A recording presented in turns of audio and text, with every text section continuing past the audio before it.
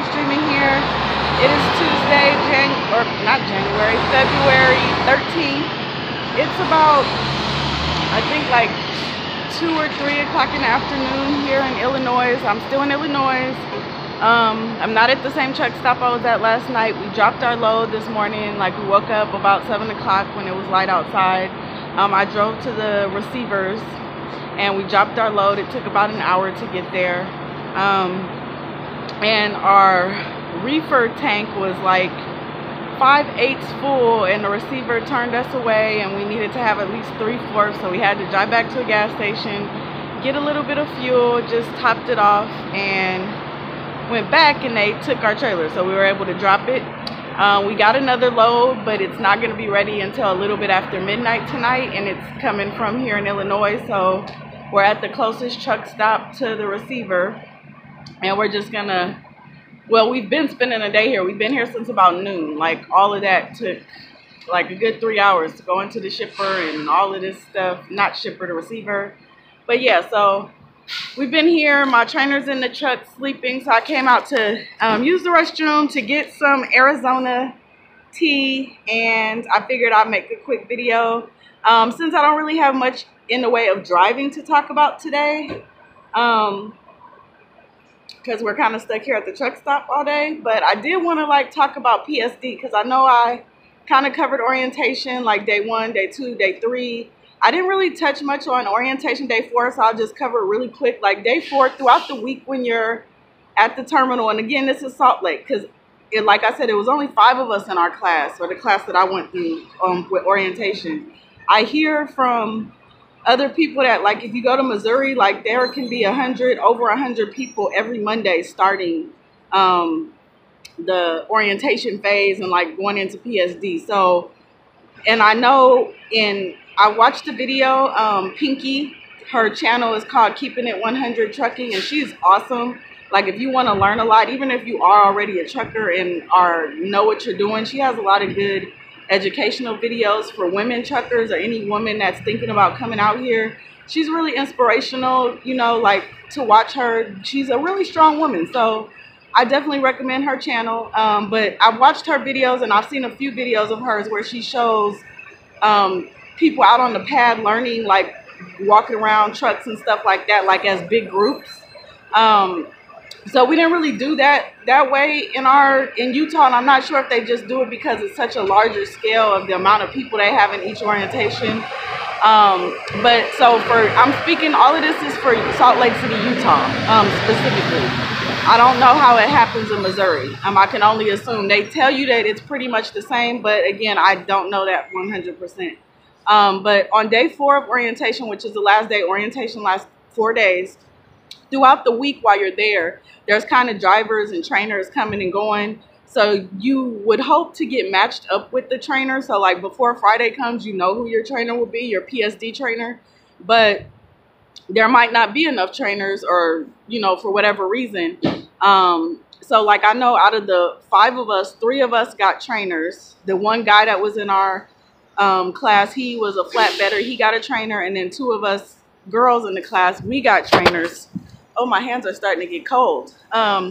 We got trainers, and then there was 2 girls in our class that they didn't, like, no trainers were available for them. So the 2 testers that are at Salt Lake City, they were going to train the girls, and then the opposite one would test them out when they're ready to test out. But like, they would actually go back to the hotel every night and stay at the hotel, versus how, you know, we are out here on the trainer's truck. So, but day 4, that's kind of what happens. You either have your trainer and like you kind of, you know, take your company picture, get your ID, your comm data card, and you start to like move your stuff onto your trainer's truck. Or if you're one of those people that don't have a trainer, you stay at the terminal. Like, they put you on the simulator. Like, as I was walking in and out, kind of doing stuff and getting my stuff on my trainer's truck, like, I seen the 2 girls there, and they had them on the simulator, like doing more advanced things on the simulator than what I was doing. And I'm pretty sure that Ben and Brad would probably take them out onto the pad and like do walk-arounds, let them get a feel of actually being behind the truck. And I'm not sure like what they do on weekends. Obviously, when you're out here with your trainer, you're still working on weekends.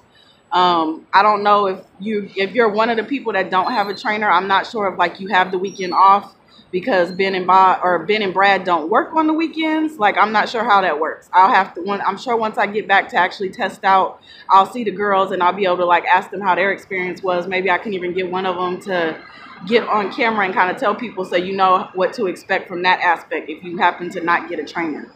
But I do know that they try their best to get everybody a trainer. You know, and especially if you're not like super picky, where if you're a woman, you have to go with a woman. Or like for me, my only picky thing was I didn't want to go with the smoker. So it kind of worked out. But anyway, so that was day 4. That's how day 4 goes. And then I want to kind of tell you guys about PSD, like what to expect, what it's like so far. I've been on the truck since Friday afternoon. It's Tuesday, so like that's a good 5 days, you know, to kind of speak of. It's like, so what you do is you get on your trainer's truck, your DM will be, as when you're a PSD, your DM will be whoever your instructor, their DM will be your DM as well. So your DM will send you a load, and like once you're at that point, you have the Prime app, you sign on at, you know, under your driver's code and all that. So like when your instructor gets messages from the DM, you'll get those same messages on the Qualcomm or on your app if you have it on your phone, which I recommend putting it on your phone. So before you leave the terminal, you'll have a load to go pick up.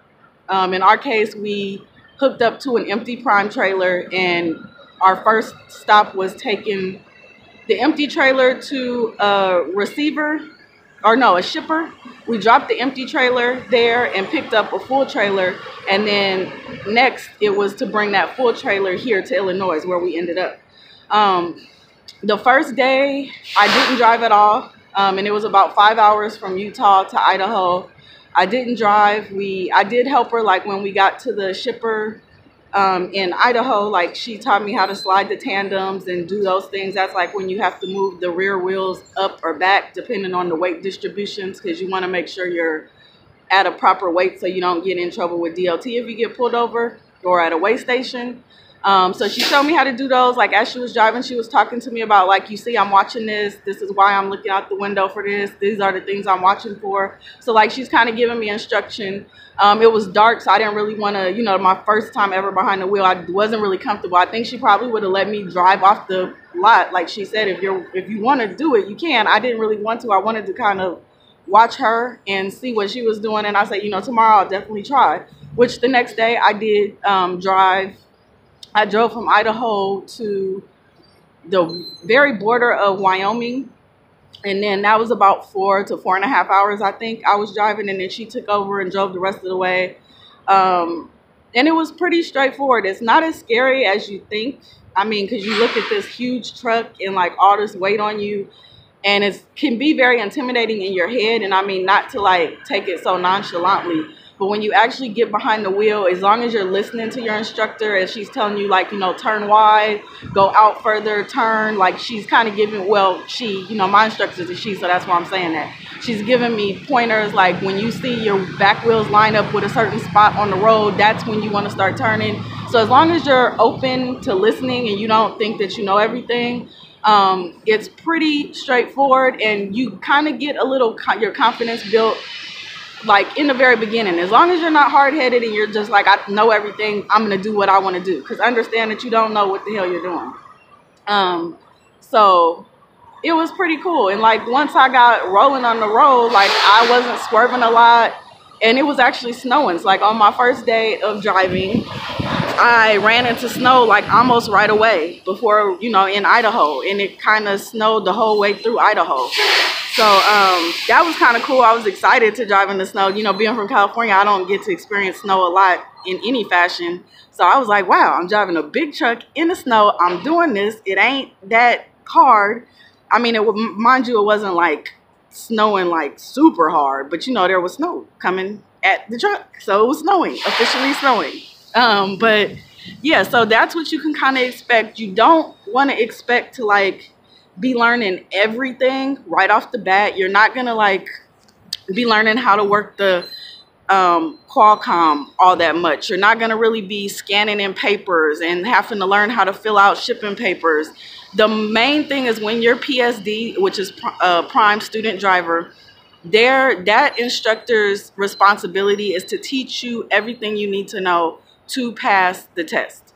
So they're teaching you how to drive, they're teaching you how to back up, they're teaching you the walk around, the in-cab, the outside, like the pre-trip inspection, all of those things. Like if they tried to throw everything that they deal with, like sliding tandems and what macro to go to on Qualcomm to do this and all of these things, that's a lot for anybody that's coming out here and starting to like have to take in. Like what you really want to focus on and get confident at is the basics, the driving, the backing maneuvers, your pre-trip. Like anytime your driver's driving and you're sitting in the passenger seat, be studying that paper that you get from the instructors during orientation of like all the steps and things to remember for your pre-trip. You want to get all of that stuff down. You don't want to like try to take in too much at once, because then what will happen is you're going to get back to your terminal and you're going to go to test out and you're going to have all of these things that you're thinking about and you didn't really focus on the main thing. Like remember that, don't get ahead of yourself, and remember that during the TNT phase, you have time. You have 30,000 miles on a truck, which is a good 6 to 8 weeks, depending on how fast and hard your trainer runs. You have all that time to learn how to input things in Qualcomm, send messages, what to say when you call in a dispatch, how to call into road assist, how to do all these things, how to slide tandems, how to go into a shipper or receiver and like the service area, what to ask for, what to say, like all of these things. You have time to worry about all of that during your TNT phase. That's what the TNT phase is about. Like you have your license in your hand. Now it's about learning the nuances of the job. When you're in that PSD instructor's truck, I mean, I don't know. My instructor is like, she's kind of like, I have to bite my tongue because I don't want to teach you too much. I want to teach you the basics. And that really is what it's about. When I say the basics, it's not like, oh, just drive up and then get out and let me drive. I mean, they really should be teaching you the safety of how to drive, while you're doing things when you're driving, you know, different things, but not the little nuances of being a truck driver. You're just there to learn everything you need to know to pass your CDL test. Once you have your CDL license in your hand, that's what that 30,000 miles is for. It's there to give you all the little things that you need to know, like load locks and all these different things. But off the bat, before you even have a license in your hand, you don't need to worry about those things. And I think that's a big thing. Like if she was trying to throw everything that I see happening here to me, I mean, like I'm right there by her side. I'm, you know, observing everything that's going on, but I'm not trying to like take it all in and like remember, okay, this macro is this, and this macro is like, where's the best fuel stations, and this is this, and this is what I have to say when I'm emailing my DM. Like all of those things are, if you never get your license, none of that's gonna matter anyways. So really focus on safe driving and like how to drive, when you need to pull over, when you're on the highway. If there's somebody stopped on the side of the road, like how soon should you be turning your signal on and getting over? You need to watch to make sure like traffic is merging. Like you need to learn those safety things. You really need to be practicing your backing, and you really, really need to be like every day, more than once a day, going over your pre-trip, whether you pick a section at a time, like the in-cab, get that down really well, memorize it, you know, all the parts of it. Then move on to the engine compartment, then move on to the trailer, you know, like start learning all that stuff, because it seems like you have a lot of days out here, but you know, that 10 pages of pre-trip is not that easy to remember. But if that's what you're focused on and that's what your goal is, it is definitely doable. I mean, people do it every day. But if you're worried about like learning every little thing and things that you really don't, like you're getting ahead of yourself, then you're setting yourself up for failure. And that's, you know, nobody wants to fail, because I can only imagine how stressful it is if you go back to the terminal. Oh my gosh, it's getting cold out here. If you go back to the terminal and you're like so preoccupied with all these other things that don't really matter, and that's like really your PSD and your TNT phases, those are two completely different types of learning. So if you do have the type of instructor that's trying to throw too much on you and you're feeling overwhelmed, like don't feel kind of bad about saying, hey, you know, like I haven't even got my license yet. These are the things, like I'm not even comfortable driving. I'm not even comfortable backing. So like if they're trying to teach you all these extra things that aren't part of the PSD, like just the student driver part, like say something. I don't think that most instructors would try to, because like they want you to pass. I mean, just as much as you want you to pass. So I doubt that instructors are out there doing that. But like, if you are feeling overwhelmed or there's something you're not getting, don't be shy to like say that, you know, this ain't really making sense or this isn't feeling right, because you want to be successful out here. And if you need to learn the basics. The basics is going to set you up for success. And if you try to skip over stuff, that's not good. So I just kind of wanted to let you guys know, but that's how PSD is. Like, every day you're driving, or hopefully you're driving, even if it's like a couple hours and your instructor takes over, because keep in mind that they still have those loads to meet and like a timeliness to meet and all that. So while they're teaching you, they still are on a job, you know, and they still have loads. So like, understand that if you're not learning as fast or if you're not going as fast, sometimes they might have to say, okay, you put in a couple hours, let me take it from here. Don't be offended by that, because they still have like a deadline that load needs to be wherever it needs to be at a certain time on a certain day. But they should be giving you your time to also learn to drive too.